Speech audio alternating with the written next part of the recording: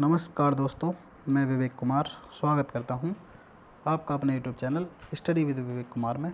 दोस्तों, वीडियो को देखने से पहले चैनल को सब्सक्राइब, लाइक और ज़्यादा से ज़्यादा शेयर करें। दोस्तों, आज हम स्टार्ट करने वाले हैं इंडियन पॉलिटी का एक बहुत ही महत्वपूर्ण आर्टिकल 19। दोस्तों, इससे पहले हमने पढ़े थे राइट टू इक्वलिटी यानी कि समानता का अधिकार, जो कि भारतीय संविधान के भाग 3 में आर्टिकल 14 से आर्टिकल 18 तक हैं।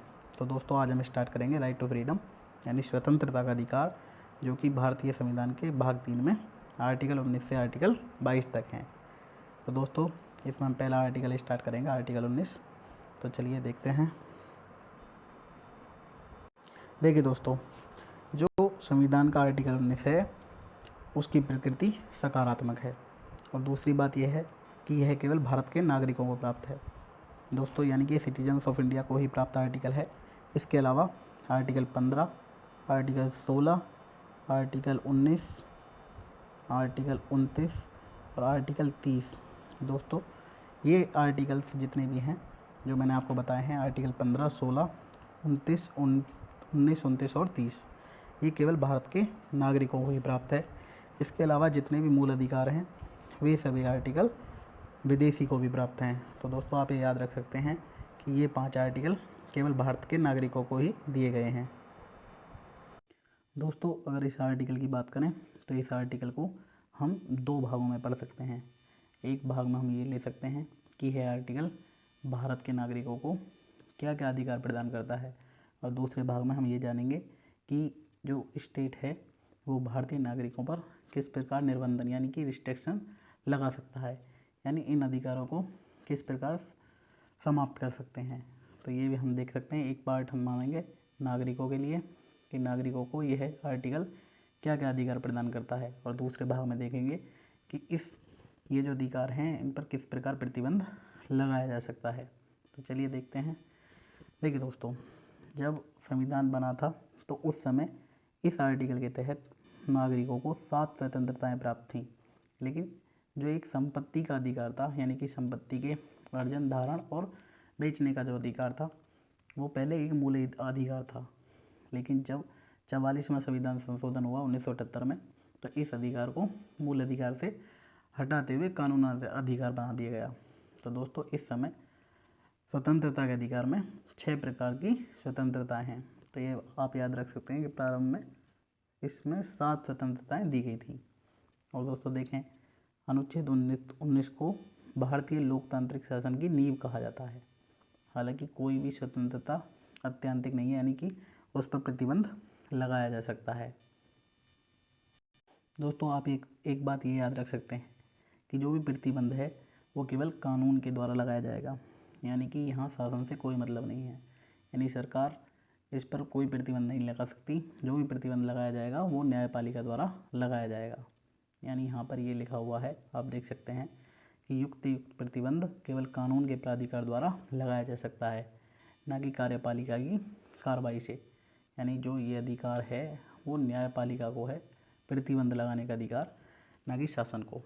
और दूसरी बात यह है कि जो प्रतिबंध लगाया जाएगा वो केवल संविधान में उल्लिखित आधारों पर ही लगाया जा सकता है। यानी जो भी ये आर्टिकल्स हैं इनकी रिस्ट्रिक्शंस भी दी गई हैं, और जिस आर्टिकल में दी गई हैं वो आगे देखेंगे। तो चलिए देखिए दोस्तों, जो आर्टिकल 19(1) के पार्ट्स हैं, इसमें 6 पार्ट हैं, और इनमें जो अधिकार दिए गए हैं दोस्तों, इस साइड जो भी लिखा है मैंने ये वाला, इसमें जो नागरिकों को अधिकार दिए गए हैं और इसका जो प्रतिबंध किस प्रकार कर सकते हैं वो प्रावधान दिए गए हैं आर्टिकल 19(2) में। यानी आर्टिकल 19(1) के फर्स्ट पार्ट ए पार्ट में और नागरिकों को अधिकार है भाषण और अभिव्यक्ति की स्वतंत्रता का, और इसको किस प्रकार रिस्ट्रिक्ट किया जा सकता है या प्रतिबंधित किया जा सकता है उसके प्रावधान दिए गए हैं आर्टिकल 19(2) में। इसके अलावा आर्टिकल 19(1)(b) में शांतिपूर्ण या निरायुध सम्मेलन का अधिकार दिया गया है यहाँ पर, और इसको किस प्रकार प्रतिबंधित किया जा सकता है वो अनुच्छेद 19(3) में दिए गए हैं। संगम या संघ या सहकारी समिति बनाने का अधिकार 19(1) के सी पार्ट में है, और इसको प्रतिबंधित करने का अधिकार आर्टिकल 19(4) के तहत है। और इसके अलावा जो राज्य क्षेत्र में आवाज़ संचरण का अधिकार, यानी कोई व्यक्ति पूरे भारत में कहीं भी घूम सकता है, ये दिया गया है आर्टिकल 19(1)(d) में। दोस्तों यहाँ पर एक बात ये याद रख सकते हैं कि अगर भारत के किसी भी क्षेत्र में घूमने का जो अधिकार है वो आर्टिकल 19 के तहत है। अगर विदेश में यात्रा करने का जो अधिकार है वो आर्टिकल 21 के तहत मिलता है। तो यहाँ पर ये याद रख सकते हैं कि भारत के कहीं भी जो घूमने का अधिकार है वो 19(1)(d) के तहत मिलेगा, और इस पर किस प्रकार प्रतिबंध लगा सकते हैं वो 19(5) के तहत लगा सकते हैं। और एक और बात, जो निवास करने का अधिकार है वो आर्टिकल 19(1)(e) में है, और इस पर किस प्रकार प्रतिबंधित है ये भी 19(5) के तहत है। जो 1(f) है संपत्ति वाला अधिकार, ये अब कानून अधिकार बना दिया गया है और इसे स्वतंत्रता के अधिकार से हटा दिया गया है। और जो 19(1) का लास्ट पार्ट यानी कोई भी व्यवसाय करने का अधिकार, और इस पर किस प्रकार प्रतिबंध लगा सकते हैं वो आर्टिकल 19 के 6 पार्ट में दिया गया है।